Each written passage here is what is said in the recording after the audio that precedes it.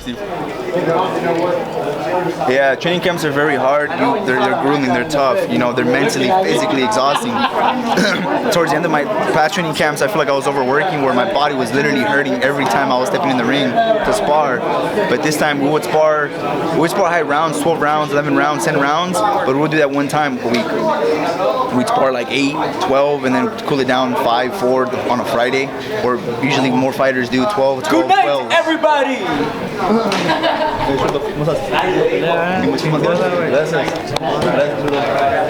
Alexis, just like the amount of rounds that you've gone in the past, even when you knew your body was feeling it, you think it was more mental, you felt like psychologically you needed the rounds and you found out maybe you really don't after a certain point, in terms of your experience? As in sparring, as in training wise, yeah. I mean, I've been doing this my whole life. My body's already used to going 10, 12 rounds and it's a fight. You know, yeah, you train to be the best you possibly can physically, but also mentally, you got to really carry this attitude that I'm gonna go in there, I'm gonna spar 12 rounds, and I take it one round at a time. Because you can't go in there sparring, you're in the 5th round and you feel tired, like, oh, I gotta save my energy for the 10th round. You can't do that. You gotta give it every round you got. So less is more. Less, exactly. Less is more at times. The number one lesson the believe in yourself.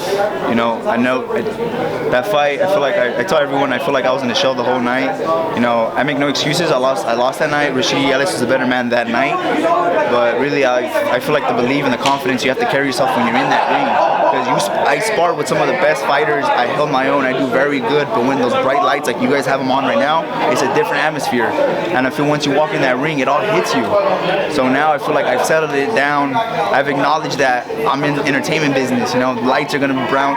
There's gonna be a lot of lights rising down on you, and you just gotta go out there and just believe in yourself. You know, Lex, there was a lot of people tonight. Orange County showed out yeah, as well. Definitely. So do you think for this experience of being the main event, spotlights on you, you had the most amount of fans. Thank you. Do you think that right there helps going into It definitely does. I mean, I've always had a big hometown crowd since the amateurs. It's crazy. Every time I fought local, which was hardly never, but every time I fought local, there's a big crowd for me, and I'm so thankful that I have a big community that supports me. I have good fans that support me. You know, I'm appreciative of all that. Hey Alexis. Yeah, man. Coming into this fight, I feel like a lot of people in the know were giving you a great shot, but in general, a lot of people were seeing him because he's flashy. Yeah. Did you feel that he was a bit maybe overrated or overselling himself when you look at him as a fighter? Yeah, I feel like it is. I respect the guy. He's a good fighter. Obviously, he was giving me trouble in the ring. He's very awkward, but I believe he's not what people were mentioning him to be. I knew he was going to be a strong, athletic fighter, as he's going to be herky-jerky, he's going to be throwing shots, he's going to be fast. But he really built himself by talking to get up here, and it's kind of true. You know, I don't bash on the guy. My respects to him, but I know he's an entertainer. Like he says, he's Ric Flair, or his persona, and I knew he was going to be, you know, a lot of talk. Given when you were connecting, did you feel it was like a matter of time? Because it never seemed, first off, he can get momentum, but when you heard him, I felt like it was just a matter of time. Yeah, I feel like I said, I was rushing with it. I was rushing I was rushing the fight by throwing one shot and then smothering my punches. I needed to separate that space instead of throwing them too far. So my coach is ripping me a new one in between rounds. I mean, but I appreciate that because, you know, I don't know where he's at, but he tells it how it is. You know, and I really appreciate that. A lot of young fighters get discouraged by that when people are screaming at them, telling them they're basically fucking up. Yeah, I don't sugarcoat it. You know, he doesn't either. I don't know if you guys heard him, but he was ripping a new one. But I thank the guy for that because that really makes you dig deep inside. Yeah, you get me.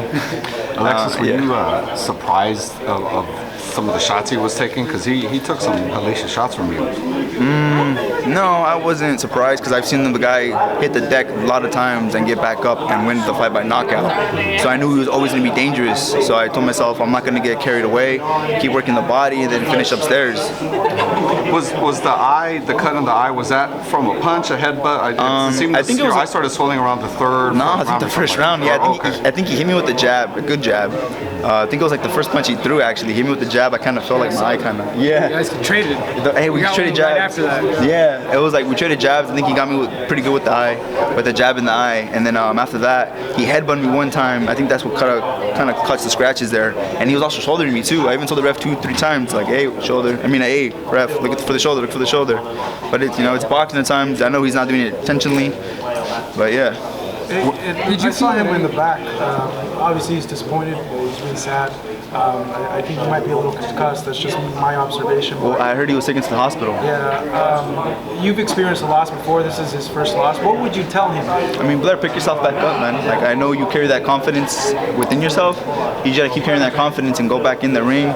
You know, trust in yourself, believe in yourself, and keep working hard. You know, don't take time off. Really.